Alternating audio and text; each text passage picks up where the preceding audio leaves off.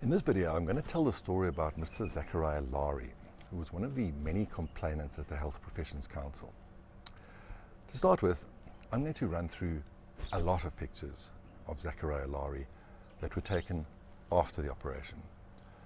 Just to make a correction, what you will see initially are the after pictures and not the before pictures as I state initially. That was my mistake. We're going to have a look at the before pictures of Mr. Lahri.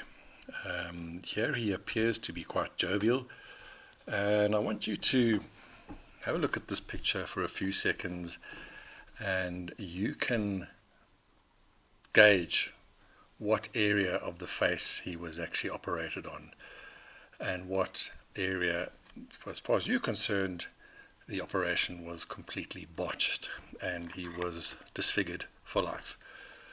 Is it perhaps his nose? Let's have a look at his lips. Certainly looks to be quite jovial over here. Not too unhappy with life as it is. Same here. Anything that strikes you like in your face to say that, my God, this is the most horrific botched operation I've ever seen in my life. Seems to be quite content with life at this stage. Give you another couple of seconds to have a look at this one. There are plenty to choose from. He sort of had an obsession with taking selfies, and there is a suggestion that somebody who takes selfies in excess is just tending to display narcissistic tendencies. Okay, let's go on to the next one. Same here. Probably the less said the better about this photograph.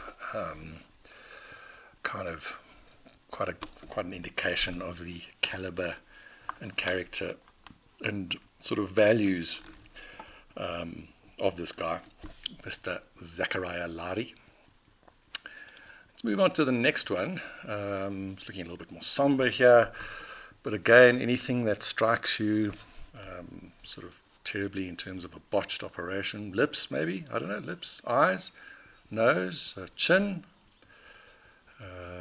Let's carry on, and same here, looks to be fairly jovial, doesn't appear to be bitterly unhappy. Not sure whether you sort of anything that strikes you as being him not being able to appear in public because of a botched operation. Let's carry on. Same here, seems to be quite jovial. No major issues with his mood at this stage. I don't know what your feelings are. Give it another couple of seconds to have a look at this one, and you can decide. I can just let you have a look at this and scrutinize it closely. This is more of a close-up view. This is more of a sort of a three-quarter profile view. Again, sort of can't help keeping his eyes off the lens of the camera. But if you can have a look at that, and then of course there's another one, and again yet another one of the many that he sent through to me. Another one, which I think this one might have come before. Same with this one. This is another one, obviously lying on his bed. So let's carry on. So now you've seen his before photographs, his after photographs. I'm now going to show you his before photographs, and you tell me what you think.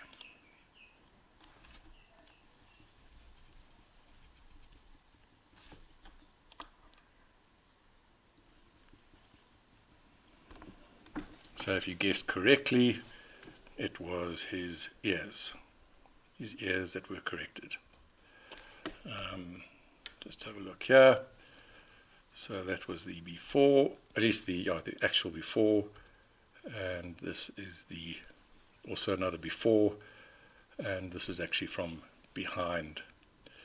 So just to make a commentary, there is,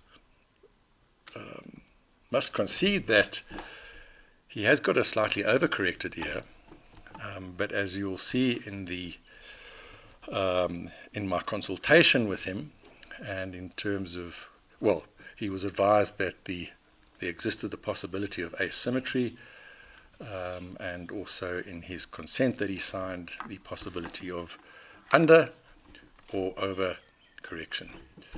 So yeah, I just thought we'd kick off this little video to give you an idea of exactly what he's about in terms of what his grievances were, or grievance. And we'll go into a lot more detail regarding that. And of course, this is just to compare another one of the multitude of after pictures that he sent through to me. If you find these videos interesting, please consider liking and subscribing to be advised of more of these farcical stories as they're published. Now I'm going to go through the actual consultation recording that I had with him, essentially to explain how the operation was done and what the general plan of action was after the operation. Okay. Is it? Zakaria Lahri. Good thing. Contact C. Okay, so where's my... Okay. And you found me on the internet, is that right? Okay. I've been saying I was already been to one surgeon. I'd like to have a autoplasty surgery. And I just wanted a second opinion. And also, when I called, the said the fees are about 19,000 for the same day, so that's why I said let me just come and see. Okay. Was the other one a bit higher than that? Yeah, it was, I went to see a doctor, Lucas. Yeah. Okay, stay seated there. I'm going to come and just sit a bit closer. Okay, so it's really the upper part of your ear, is that mainly the upper part that worries you, huh? Yeah.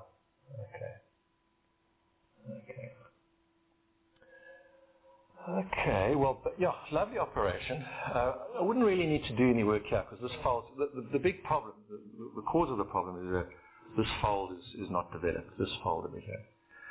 So what I do is I make a little cut behind the ear, and then I make a cut along the rim of the ear, and we expose the front of the ear here. And what I do is I just create little scores in the cartilage here to break the spring. And then in doing so, we create a fold for you, like that, you know. And then I put a head bandage on, and then you like that for a week, and that just holds everything in place. So it's molded nicely in place. And then you take it off, and then by day you can leave it open. At night, just to wear a beanie or a sweatband or something like that, just to prevent it folding like that. So the bandage is worn for 1 week? For 1 week, yeah. Yeah. And then we sort of come back a week later, we take the bandage, they slip off any sutures if there are sticking around. In terms of risks, low risk profile, probably the biggest thing that I mention to patients is that we always aim to get it absolutely symmetrical. But sometimes with the body the way it is, there can be a slight difference between the two sides. But nothing that would be very, very noticeable. There'll also be a bit of swelling, so it can take a little bit of time to settle down. Not much, maybe a month or so. Ears can feel a little bit numb, the skin can feel a bit numb, but that comes right by itself. And as I say, and I read on the net that you carry the surgery.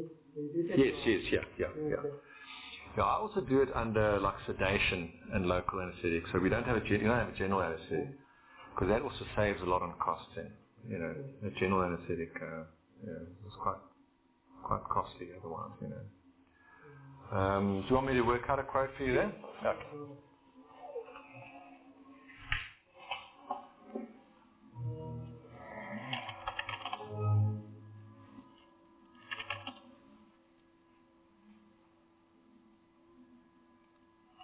Okay, basically what I'm showing you here, that's the cost exclusive of that. Okay. So whatever that will work out to be about 17 thereabouts. Okay. That sounds. Okay. At this stage, you'll probably be able to form an opinion of the interaction between Lahri and I, and whether I conducted myself in a professional manner. A little bit about the operation and how it's actually performed. The usual problem with a prominent ear is that this fold in front of the ear is not fully developed and it sticks out like that. I'm going to demonstrate on my ear how the operation is done. The idea is to basically peel the skin off the front of the ear and expose this cartilage, and then with a scalpel create tiny little cuts where the fold should be, and that will break the spring of the cartilage, and you're basically allowing it to fold like it is in my ear. Once the operation is completed, the ears are held in position for about a week. I would apply a sort of dressing with nice soft cotton wool type dressing to hold everything in place, and then put a head bandage over it and leave it for a week, and then that would allow it everything to set, as it were. Now, if you listen to the consultation, you will hear me explaining exactly how the operation was done, as I've done with you. Now, I estimate that I've probably done somewhere between 250 and 300 prominent ear corrections over my career, and I've never had somebody who's so bitterly unhappy with the outcome. In other words, what I'm trying to say is that I have more than enough experience in doing this operation, and was certainly not operating beyond the scope of my qualification or experience. This wasn't an experiment or the first time I was operating. He came back the following week for removal of the dressings, and I was happy with the appearance, and I noted that the ear looked very flat, as it had been flattened by the dressings and the bandages. This is pretty much normal. He was particularly demanding in that he wanted to be seen continually, and I made arrangements to see him outside the normal consulting hours, essentially to accommodate him.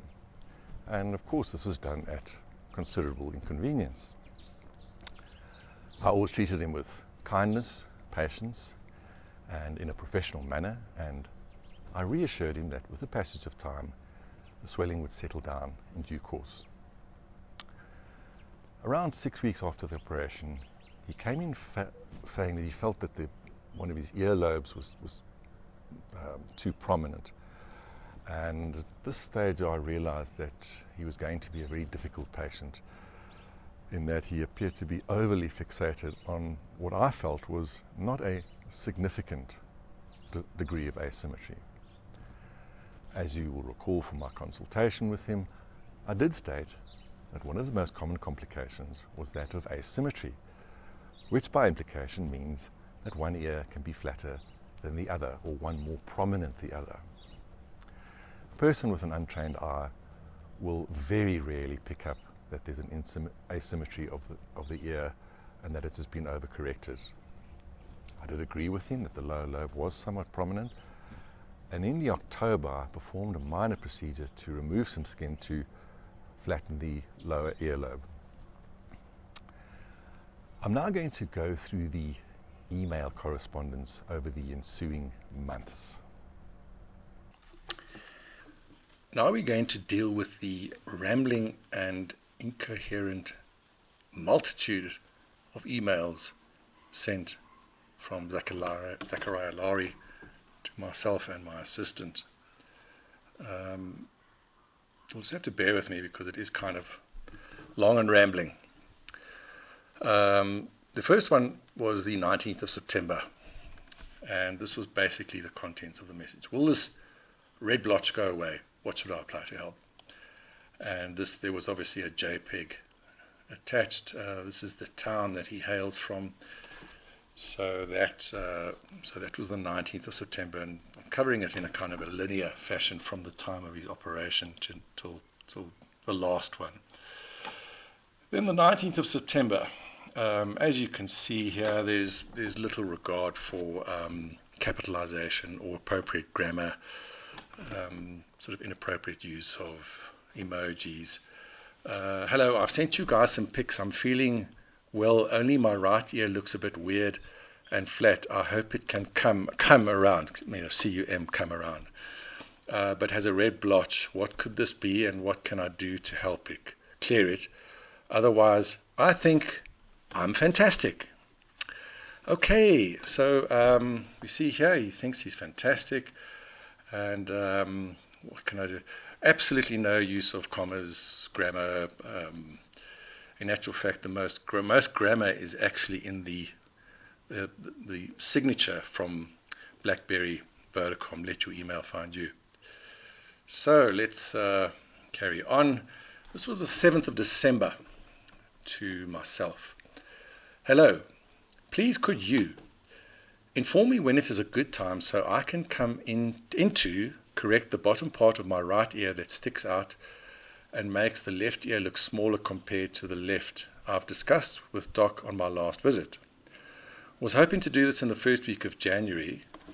I'm not sure what that's supposed to mean. I've attached pictures of myself, not naked of course, lol.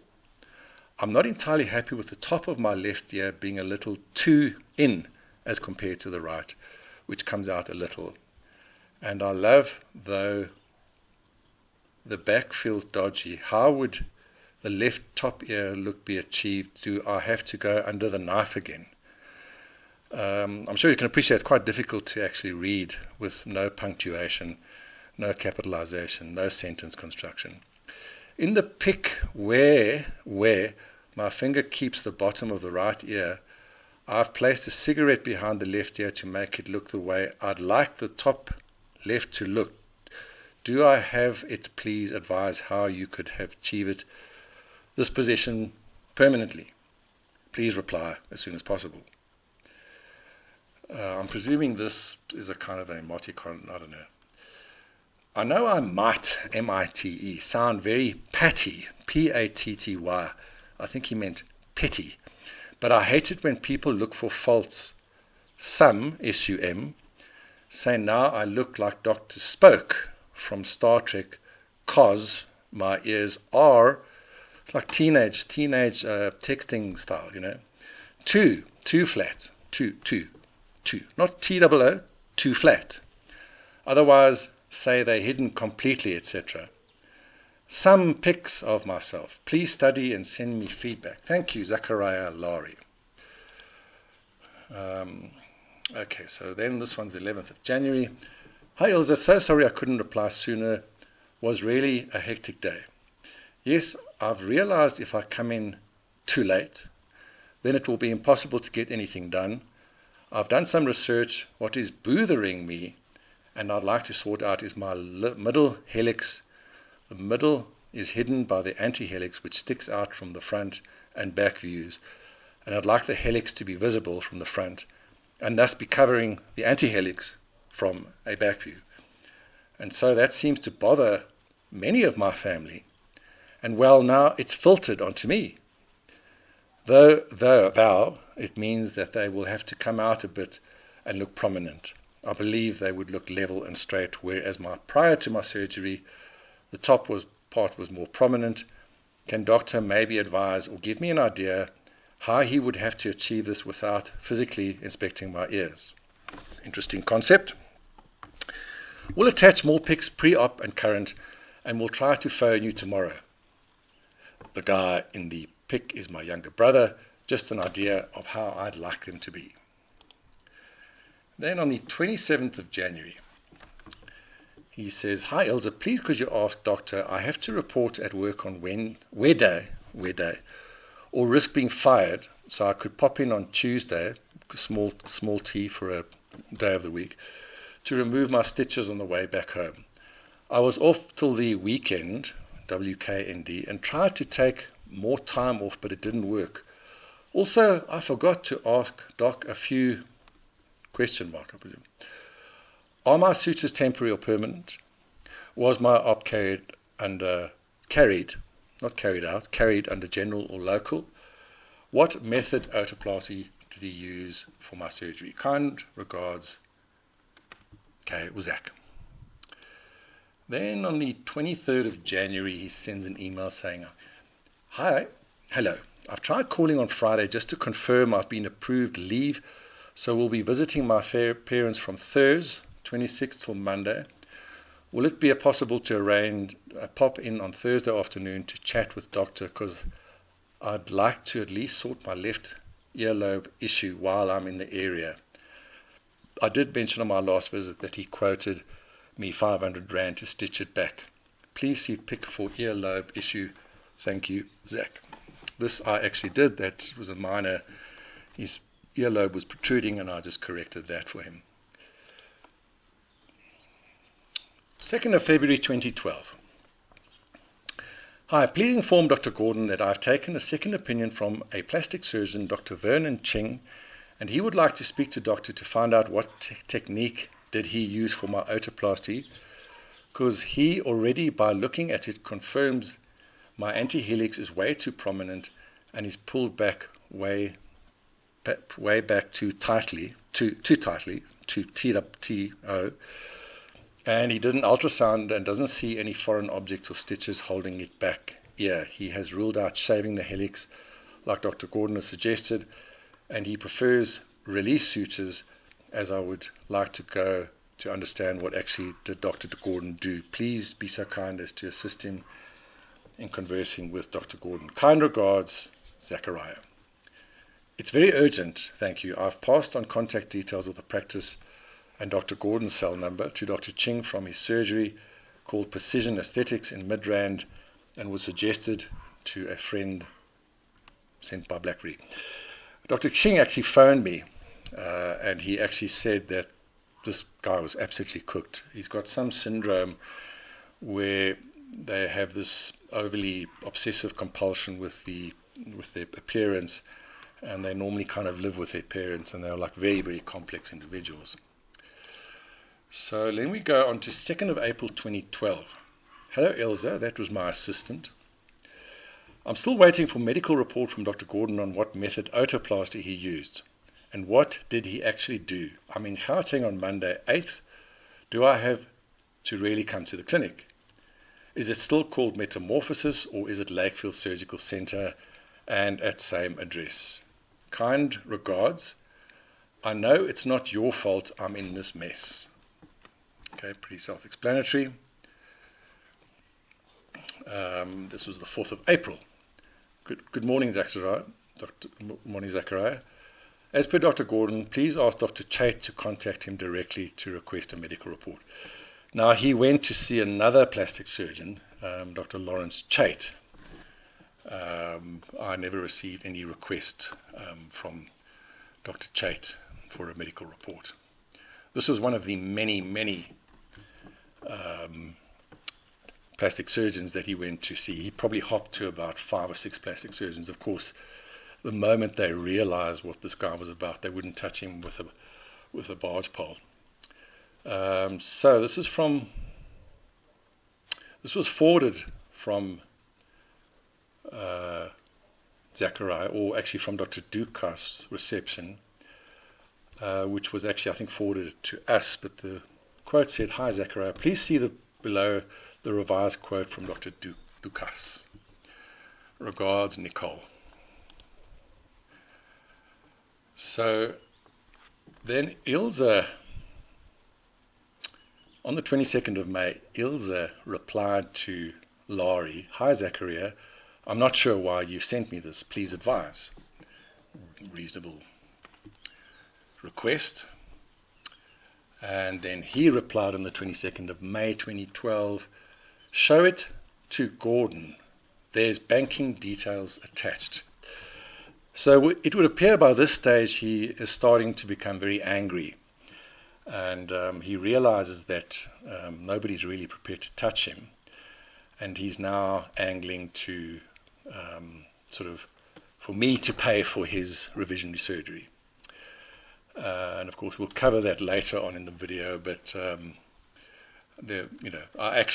bent over backwards to sort of accommodate him with his unreasonable requests. 28th of May 2013. Ilse, I'm running late for other app We'll have to cancel. We'll reschedule depending on results. Tell Dr. Gordon he will be hearing from me. Okay, pretty self-explanatory. A little wink, a little winky face.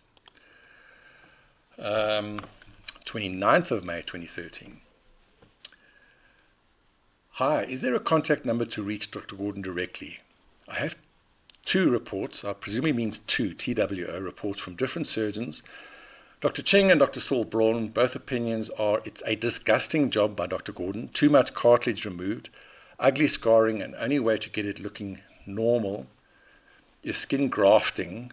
I've spent a further 10K on consults and a procedure under local and to get it looking a bit normal, and will cost me approximately 16K under local to get it perfect.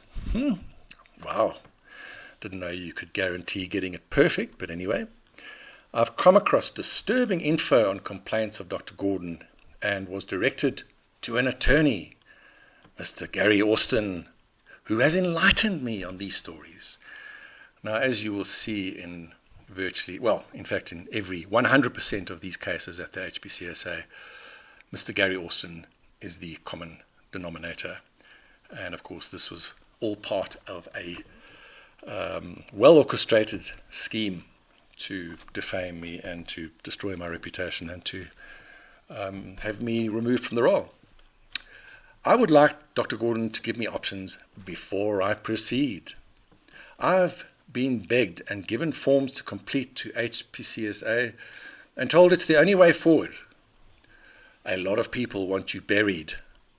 I just want my ears looking normal and not concerned of others. Zach. Okay, so now at this stage he's getting very, very threatening. This was probably the writing was on the wall a long time ago with this character. So then on the 29th of May, hi Ilse, did you show Dr. Gordon the extent of the damage, probably irreversible, he has done on me, which he doesn't seem to agree with? I need to know what his thoughts are on Dr. Gabriel's quote, and my request need an answer, so I know what I must do. Attached is an idea of what he has done. I never asked him for this in my consultation. He went and done what he felt like. This is the way to try and repair this method, which he couldn't even suggest when I complained after the first post-op consultation. The author, Professor Widgerow, is no longer in practice, but Dr. Gabriel has studied under him, and Professor says he is fine to try and repair the new deformity. Then, of course, on the 30th of May 2013, I replied to his correspondence, the aforementioned correspondence, and I said to him, I'm really at a loss to what to say to you, Zach. You have made a number of appointments which you have failed to keep. I've spoken to you numerous times on the phone, and I've always been sympathetic to your concerns, and you have chosen to have surgery done by other surgeons, if I understand your message below. To be quite honest, there is much about the message that I don't understand, as it simply does not make sense. You were apprised of the risks of the procedure, and you signed an informed consent acknowledging the risks prior to the procedure. If you intend instituting legal action, there is definitely no point in meeting.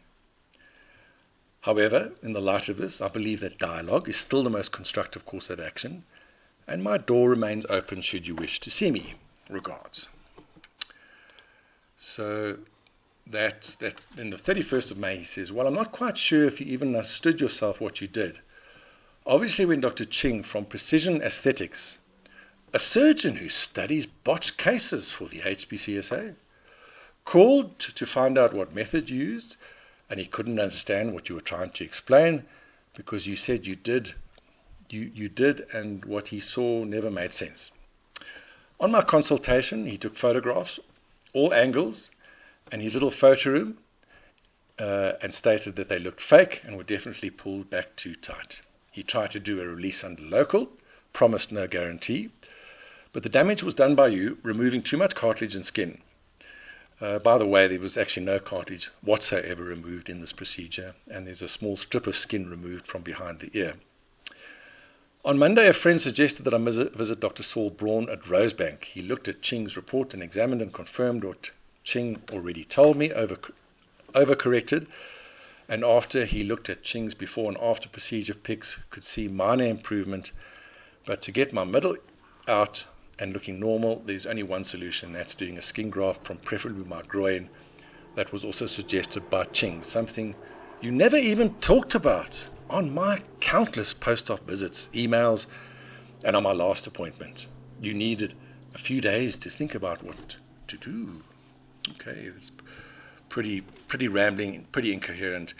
Absolutely no indication for a skin graft, but you know, it's beyond the scope of this thing.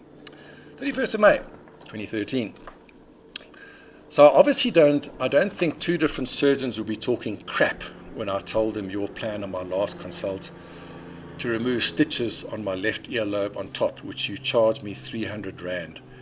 I did tell you countless times from the first time you removed the bandage, they're too close.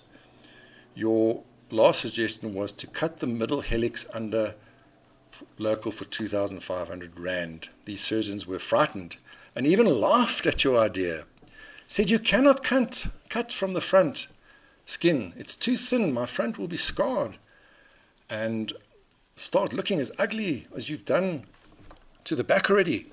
Obviously, I did not attend my last and only appointment I ever missed or scheduled, but that was due to the fact that my attorney was against me engaging with you. This is Mr. Gary Austin, and nothing to do with my ears being examined by you to know what the prickly thing at the back of the top portion of my ear. That was confirmed to me by Dr. Braun on Monday. A mess you have probably cut and left. It's sharp. That's why they feel prickly. I've been informed legally of my opinions, aware of the costs and process, and we'd be better taking it up with the HPCSA and shutting you down. You could accept your fault on overcorrecting the middle portion and refund me 75% of the tax-free cash I paid you. I would just forget everything, do the skin graft procedure with either Dr. Ching or Dr. Braun, both HPCSA members. Wow, that's interesting. And get on with my life and not even bothering to go the other route. The ball is in your court. I actually did, because I could see the potential for trouble with this character, I did actually refund him 75% of the fee. And he acknowledged that he would be happy to let it go and that he would have the procedure done elsewhere. Now, the strange thing is that this attorney he's been talking about, Mr. Gary Austin, there was no cause of action to sue me with the result of his otoplasty. And certainly, if there was a cause of action, you can take it to the bank that Mr. Austin would have instituted an action against me. But there was no cause of action in an action for damages against me. 31st of May 2013, I attached the prickly thing that I wanted to know about on Monday. The second and third pics is how they look from a 45-degree angle and how they should be looking, and will be only after a skin graft. I hope this matter can be resolved in the best interest of you and mine. Regards, Zach. Then I wrote to him on the 1st of June 2013. I said, if that would make you happy and you are serious about your undertaking, I have no problem with your suggestion. I rather naively believed that he would actually honor his commitment, but he was obviously being sort of egged on by Mr. Austin, and there was no prospect of an amicable resolution of this project, of this situation. You can't, when there's lawyers involved. There was no possibility of litigation, but the attorney, Mr. Gary Austin, had an alternative agenda. 29th of May 2013. Hi, Ilse. We've actually covered this whole. 29th. Sorry, we've actually covered that. Then on the 8th of July. So we're looking, the last communication was the 29th of May. So 29th of May, the whole month of June goes by. And on the 8th of July 2013, an article appears in the Star newspaper, instigated and prominently featuring Mr. Gary Austin, the attorney. I'm sure you'll agree that from the contents of the email, you're dealing with a very mentally disturbed individual, as he had a pathological obsession with the result of the operation. Quite clearly, he had discussed the option of litigation with Mr. Austin, the front man in the witch hunt media campaign against me, but this lawsuit would never fly. Austin obviously instructed him to go to the media, and I'm now going to deal with probably the most disturbing aspect of Lahri's mental health.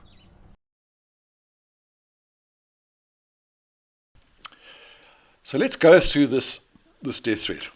And quite interestingly enough, neither my legal representatives nor the committee at the HPCSA attached any significance or seriousness to the import of this rather disturbing bit of correspondence.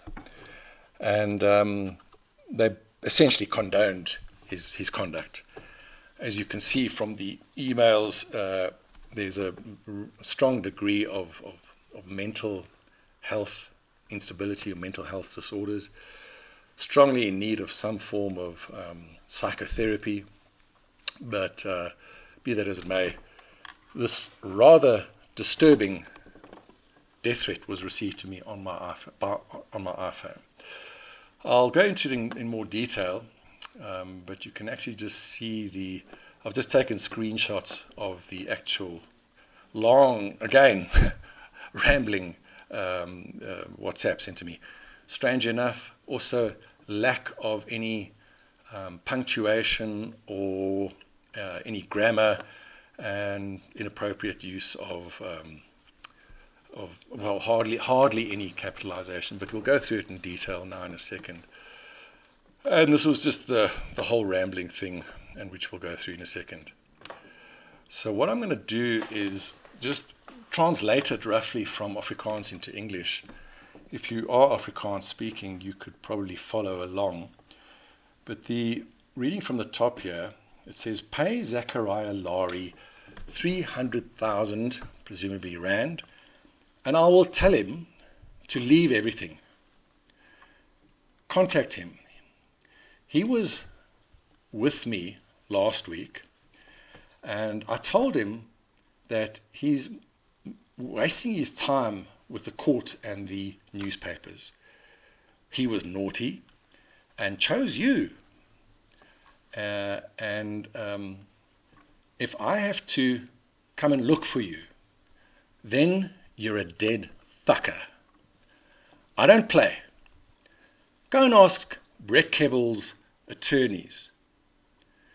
You messed up Zach's banana ears, and now you must accept your faults and pay him compensation for all his trouble.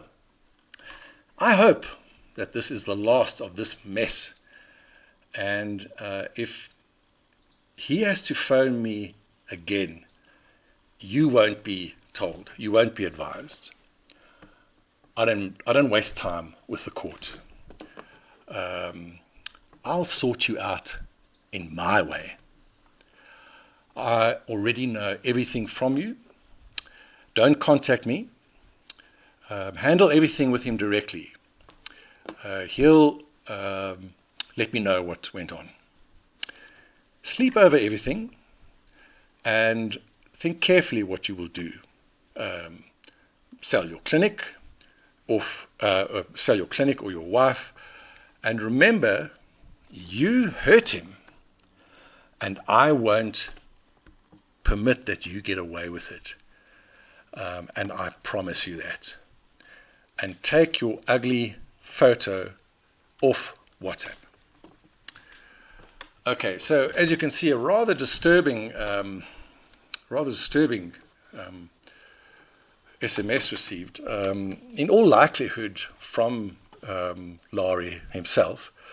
But in any event, the fact that he drafted and sent this WhatsApp message, he was obviously feeling in a rather sort of exuberant, powerful mood because his article had been featured in the newspaper. So he was like obviously kind of feeling omnipotent.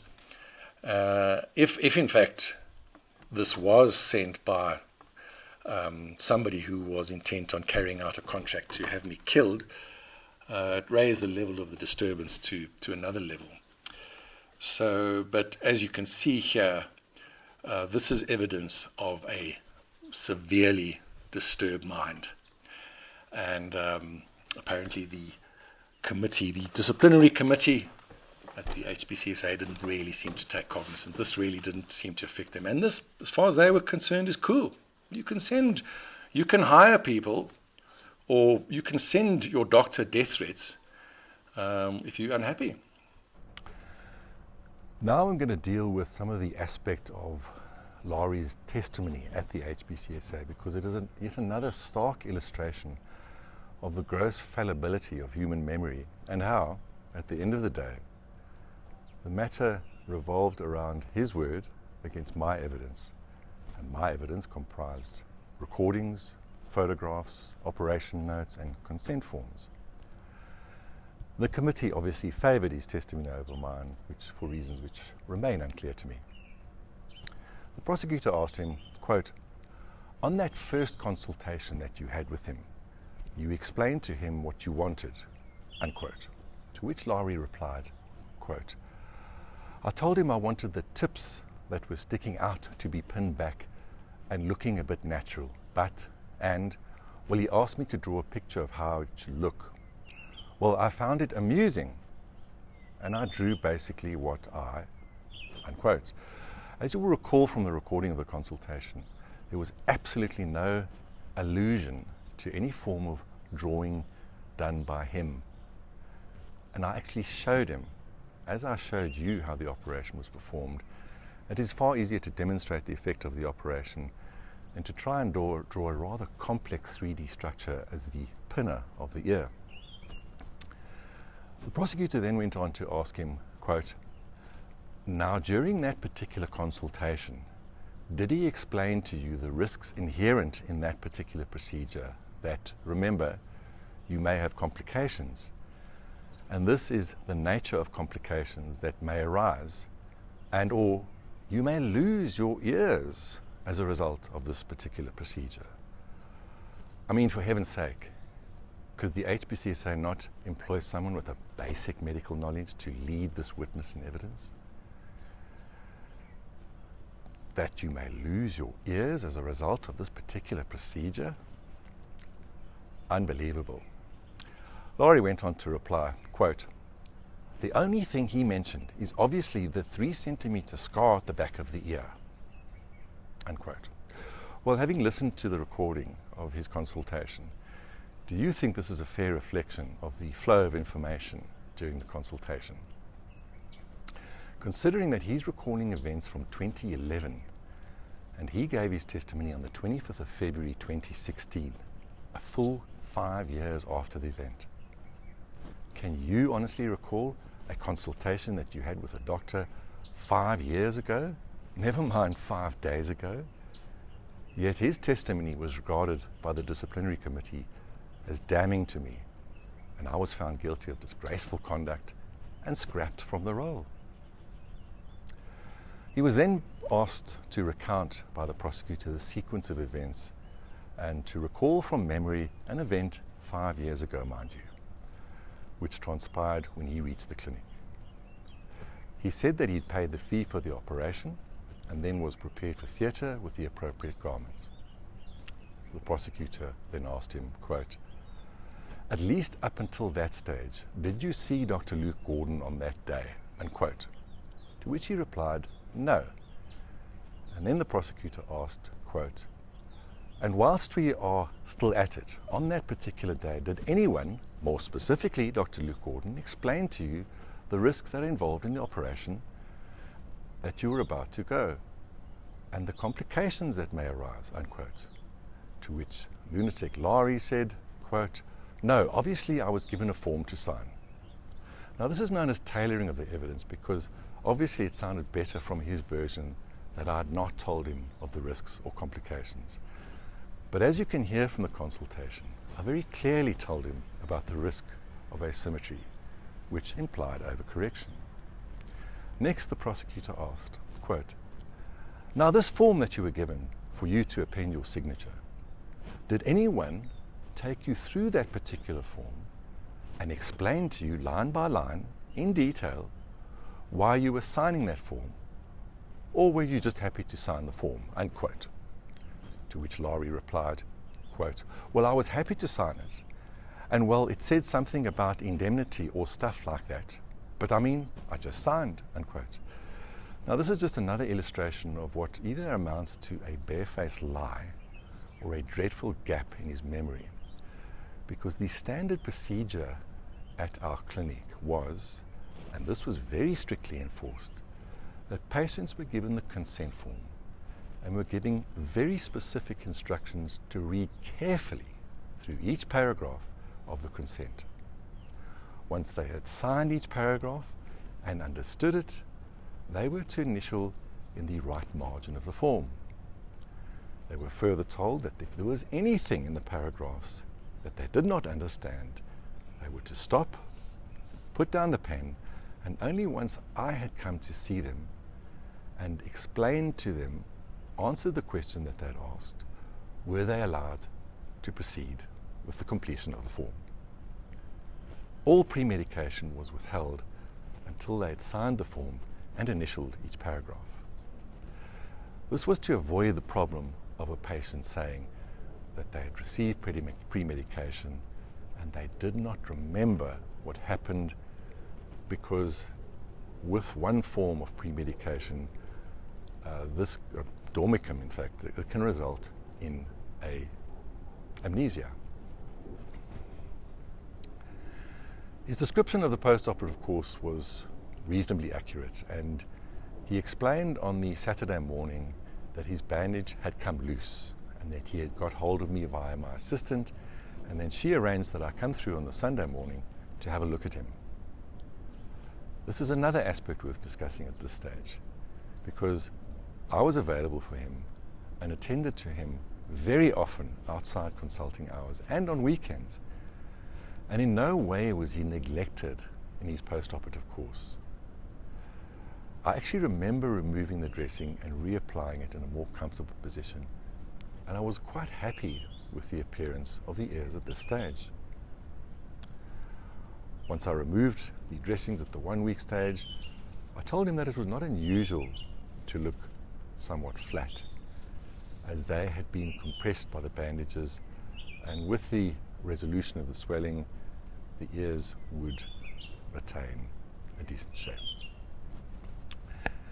The prosecutor then spent considerable time reiterating this aspect, and there was not really any significant information that came out of this portion of his evidence.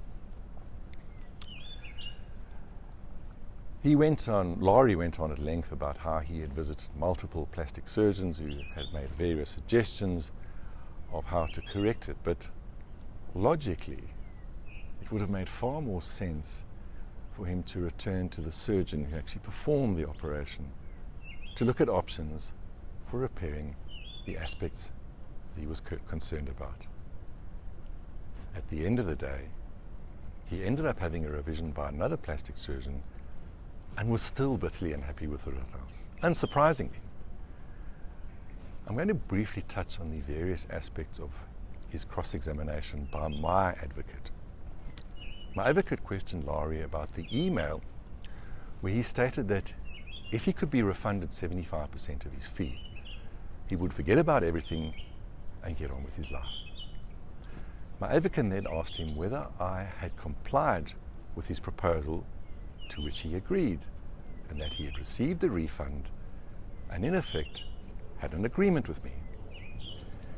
He reiterated the issue that if he was refunded, the matter would be put to rest and nothing further would be done.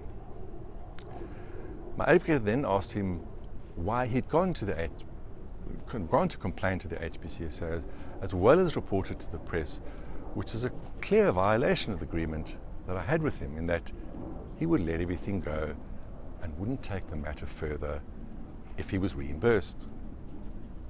He then came with the lie that he thought he was the only patient, and then he realized that there were a lot of people, as he put it, that have, quote, that have this kind of botched surgeries, unquote. My advocate then asked him whether he had signed a consent form on the day of the surgery, to which he said he had. He was asked whether he was able to read and write and understand English, and that he had willingly initialed each paragraph as well as signing at the bottom of the consent form. My advocate then pointed out to him that he had initialed each paragraph and therefore must have read the paragraph, to which Lahri replied, quote, "Well, by that time I was so excited, they just told me to initial next to the X's. I think I cannot remember, so like I say, I did whatever needed to be done so that I can go into theatre and," unquote. Next, my advocate pointed out to him that the title of the document was General Consent for Surgery, and that this form was basically agreeing to have the procedure performed, to which Lahri replied yes. My counsel then asked him to read out the second paragraph of the consent form, and Lahri read out the content as follows, quote, "I am satisfied that the surgical procedure, as well as the anesthetic procedure, have been fully explained to me, that my concerns have been addressed, and that my questions have been answered to my satisfaction, leaving me in a satisfactory position to weigh up the risks. I understand the limitations of the procedure. Significant potential complications of both surgery and anesthetic have been explained to me, and I've had the opportunity to discuss alternative treatment modalities. Complications include, but not limited to, bleeding, infections, hematoma, that's a blood clot, need for subsequent surgery, scar formation, local tissue infarction, and necrosis, which I do not even know what it is, post-operative pain, prolonged pain, intractable pain, failed procedure, varied results, psychological alterations, embolism, depression, nerve damage, numbness, and slow healing," unquote. My advocate then put it to Lahri, quote, "You would appreciate it, that it is a very extensive coverage of all the possible complications," unquote. To which Lahri replied, quote, "Yeah, well, sometimes it is telling me that if he fucks up, it is not his problem. Excuse my language," unquote. And then when he went on further to say, quote, "Okay, what I'm saying is that at the time I did not read it in much detail, because when I had the consultation, he explained to me it is a very simple procedure and the only thing will be a scar, and that there will be nothing to worry about. So now, when I'm reading all this examples here, it is just basically, it's saying to me like he just tried to, in his forms, he's just covering himself up in case he messes up the surgery," unquote. He then proceeded to try and wiggle out of the fact that he was actually well informed of the possible risk of complications. On being asked whether I explained the procedure to him, now bear in mind that he's recalling from memory from an event, from a procedure done 5 years previously. He said, quote, "He said it was a very minor procedure and he would just suture, make a small incision and just suture the something to that effect," unquote. And then went on further to say, Dr. Gordon mentioned something about that he had to remove cartilage. And with whatever he suggested to me, I agreed to this because he thought he understood that my requirements for a natural looking ear and not, unquote. Now in my consultation, there was absolutely no mention of the removal of any cartilage. And it was actually the creation of multiple incisions in the cartilage to create the fold. My evidence was based on recordings, photographs, contemporaneous notes, to refresh my memory, as well as the consent form that he signed, and his evidence was based solely on his memory recall from 5 years previously. Clearly, the committee favoured his account of the sequence of events rather than my account. Of further interest in his cross-examination, he stated that he had drawn a sketch for me to illustrate exactly what he wanted, which of course is complete fabrication, because if you go back and listen to the recording of the consultation, there is absolutely no indication that he drew any form of sketch in my presence. My advocate then went on to say that I would testify that I had clearly explained the risk to him, and this is how Lahri answered. Quote, the risk that he mentioned was obviously the bleeding, but he never told me that, look, I might deform your ears, or he never told me, you know what I mean, what is going to happen to you? You might lose your ears, or you might lose your hearing. He never explained to me all of that, of the detail. He just said bleeding might be the only problem, and a bit of pain after the operation. Unquote. This is just another illustration of the glaring inadequacy of the fallibility of witnesses' memory, because nothing of what he actually said transpired between him and I in our consultation. You can verify this if you go back and re-listen to the consultation. I'll put the timestamps in the description. My counsel then asked him, quote, was there a correction that you wanted to explain to you? To which Lahri replied, quote, well, he explained to me that what he need to do, make them to correct them, but and I do not understand what you are saying now, unquote. Well, neither do I actually. You are asking, did he tell that I might die openly during the theatre, or you might lose your hearing? No, he never told me those kind of complications, just the minor ones of throbbing, bruising, unquote. Once again, just another illustration of the shocking testimony of Lahri, completely rambling and incoherent. And if you listen to the recording, at no stage did I mention the minor complications such as throbbing and bruising. My advocate then asked him, quote, you are aware that there is a possibility of over and under correction, unquote. To which Lahri replied, quote, yes, I am aware that sometimes, in some cases, when you correct a defect, it can, after a week or two, if not looking after it, it can come out of place. So, out of position, unquote.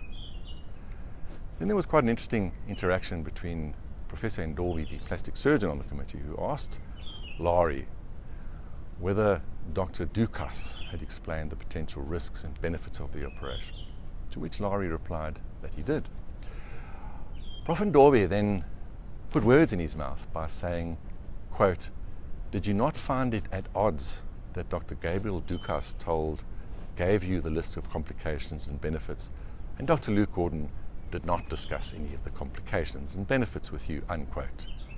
This is a leading question because it is entirely speculative as to whether Dr. Dukas had told him about the risks and complication, as there was no recording of the consultation, and certainly Dr. Dukas wasn't led in evidence at the hearings. You just have to listen to my recording of the consultation with Lahri, and it is glaringly apparent that I did, in fact, discuss the potential risks. Lahri responded thus, quote, well, I at the time, I did not, well, if it was weird now looking back, it was weird that he have never shown me patients with those kinds of stuff where all the other doctors showed you on their laptops or their computers, stuff like this here. Well, I find it odd now, unquote. On being asked by Prof. Ndorby whether he had explained the complications to him, Lahri replied, quote, well, obviously I have researched myself what the complications are, stuff. But at the time I was satisfied with what he, me, had to say. He seemed calm. He seemed to knew what he was talking about. He seemed experienced. from what I've researched from him. So he came across as someone that I was satisfied with, unquote. So he readily concedes that he had researched the complications on the internet. And this is the first result of complications of otoplasty that I did on Google. So anyway, I just wanted to run through the risks.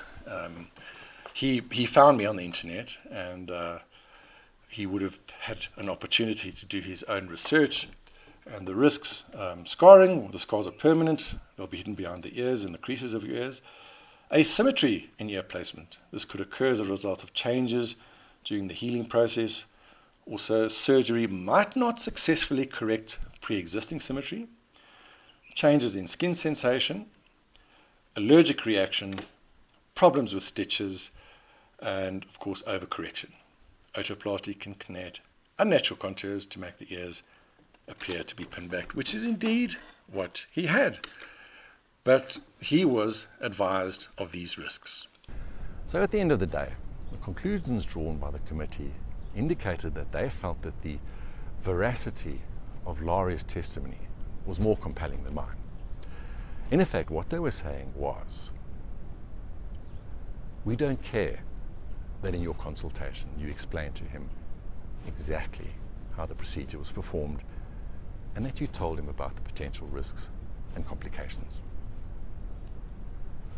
We don't care that you had the requisite experience, having done hundreds of these cases before, to perform an operation, and that you performed it competently with the requisite expertise. We don't care that in addition to the oral explanation of the potential risks and complication, he was given a form prior to the operation which clearly laid out the potential risks and complications, as well as the possibility of having revisionary surgery, and that he initialed each paragraph of the consent form. We don't care that you attended to him diligently and would see him outside normal consulting hours for frivolous reasons. We don't care that you showed him nothing but kindness and compassion in your interaction with him, and that you answered his incoherent and rambling emails with dignity and respect.